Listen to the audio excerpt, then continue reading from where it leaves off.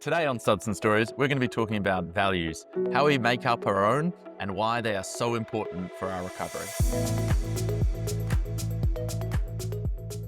Nathan, today I want to talk about values. So we've briefly touched on values before on this show when we were talking to Angelica von Sanden about ACT, and of course values are so integral a part of ACT. And I guess essentially values are things that we set our life by and that we're striving towards. And I remember when I was talking to Angelica, I said that one of my values was exercise, and she corrected me and it said it should be health. And I'm going to do what I always do, which is didn't say anything at the time, but say she's absolutely wrong, Angelica. It is exercise, and we'll talk about why. But that's how I deal with my conflicts in life. I say nothing and then I come back to them later, which is incidentally another one of my values.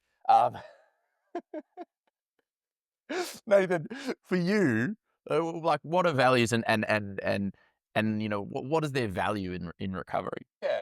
Look, I like to start off maybe by thinking about a bit of an analogy that I like, a bit of a metaphor for values. So, I like to think of values kind of like a compass. There's this kind of famous comparison that values are like a compass, right? So, they can guide us towards goals. So, a compass, you never really reach north, south, east, or west. But, if you're out in the bush, you can use your compass to guide you towards a really beautiful waterfall or really beautiful locations along your walk, right? So you never reach a value of honesty, you never reach a value of health.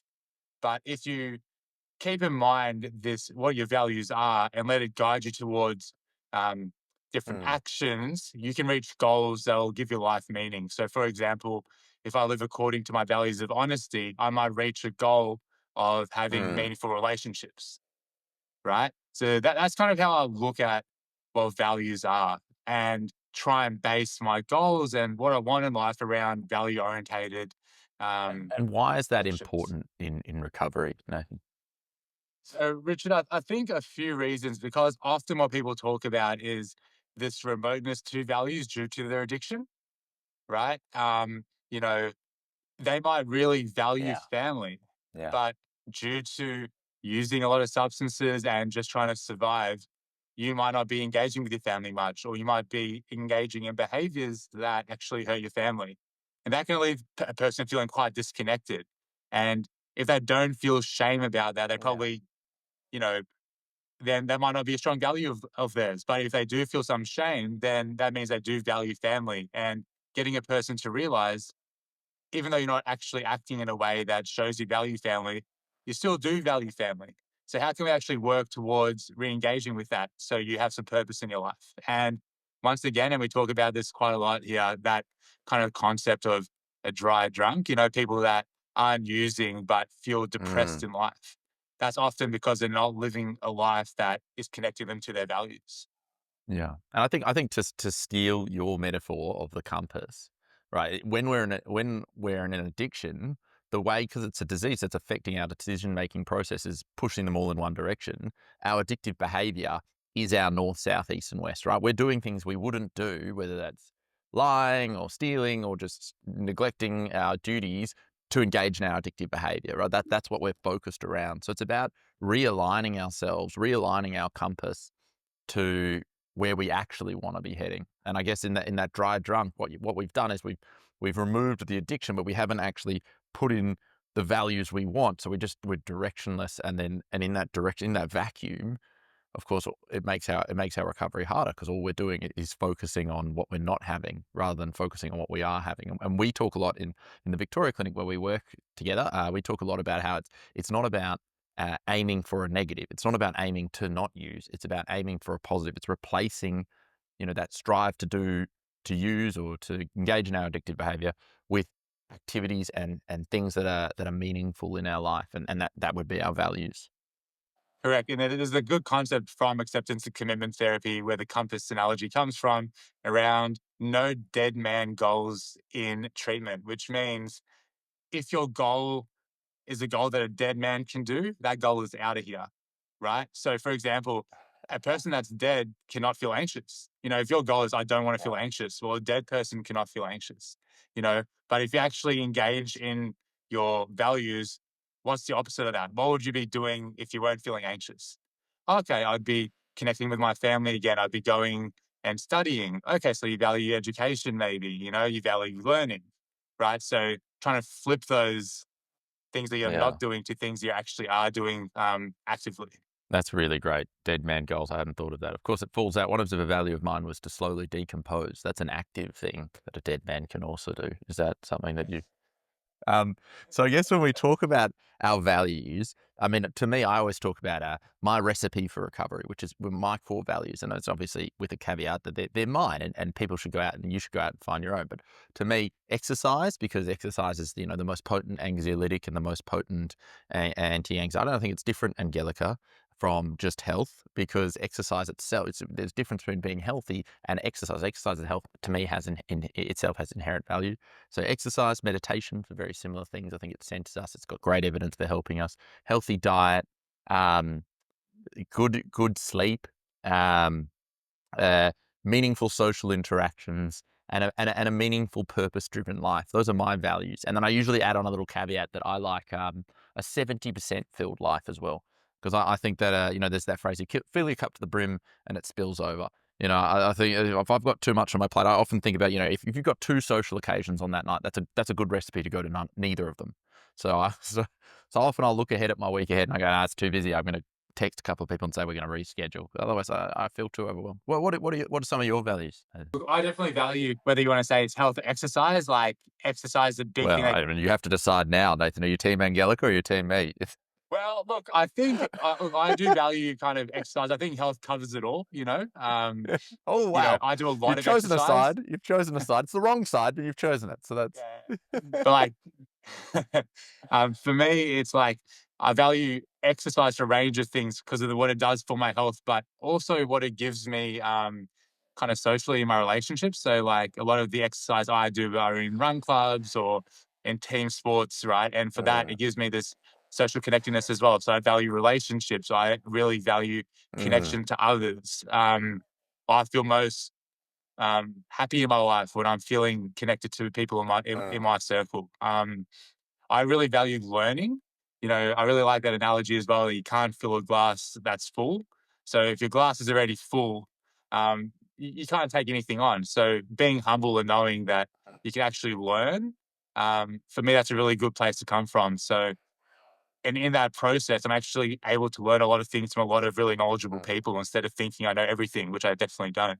Um, and also, I like, honesty. Like, I really value honesty in my relationships. And, when people, when I take a bit of a leap of faith and show honesty to whether it's friends, whether it's to kind of clients, or patients that I'm working with around my honest kind of opinion around certain things in the room or how we're going with things, you know, um, I really value when I get that back from like whether it's friends or like, when patients do that and show a mm, leap of faith to mm, give that to me. I really value that in patients. I think it's really brave.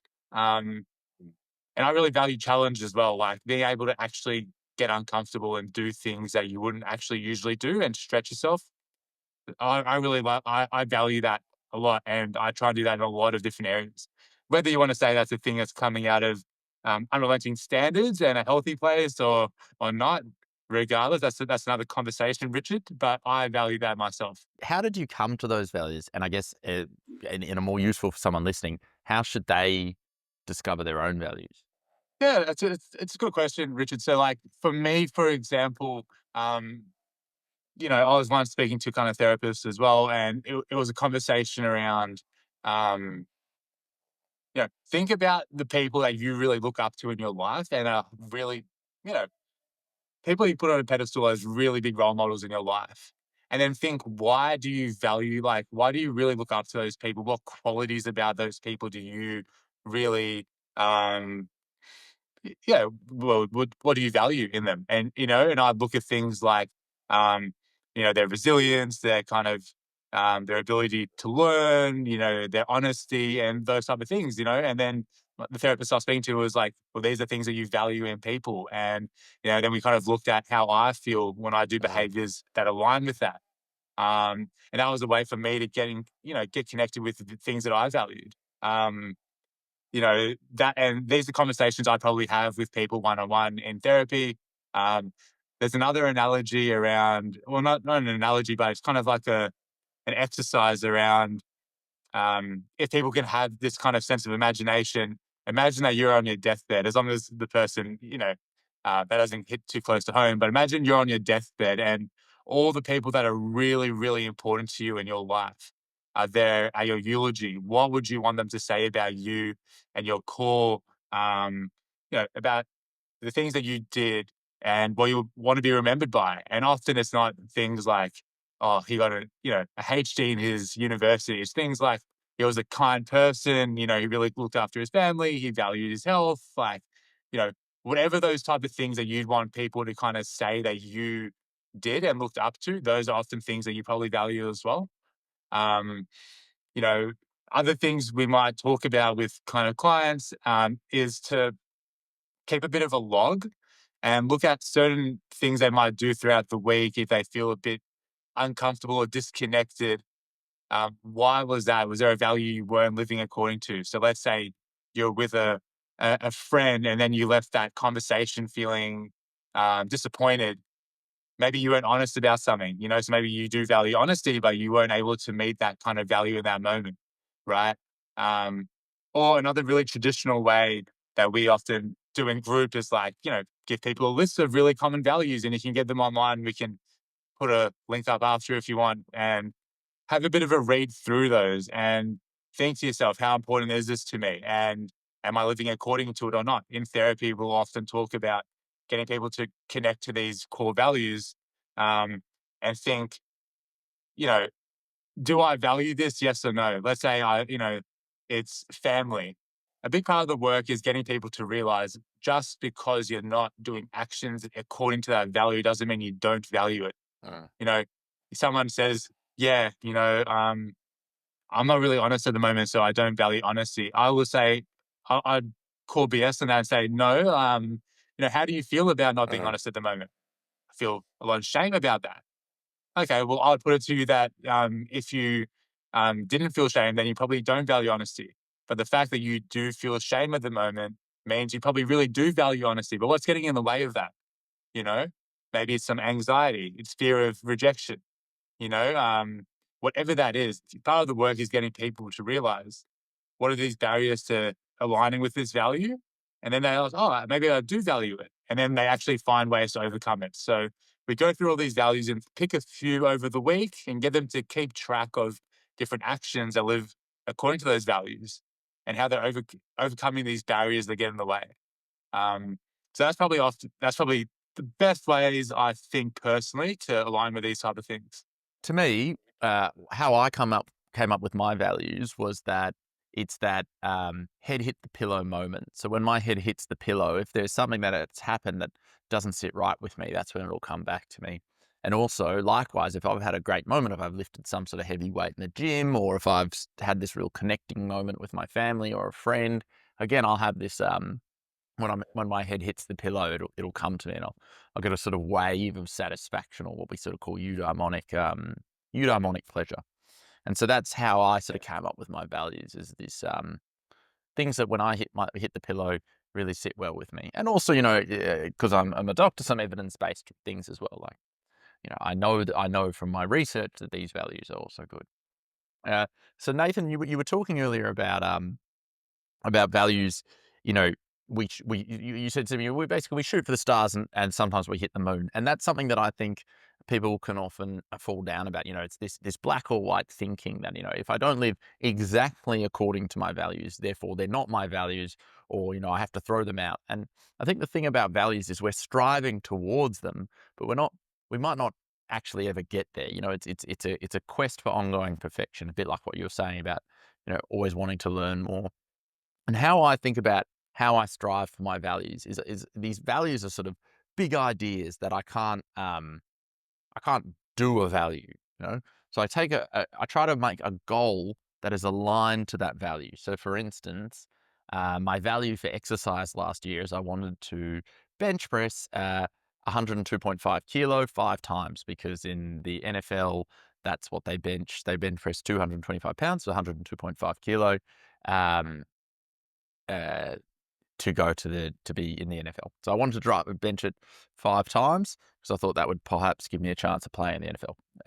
So I That was my big goal. So that's a goal. So it aligns with my value of exercise, but it's a goal. But on a day-to-day level, what can I do to get me to that goal?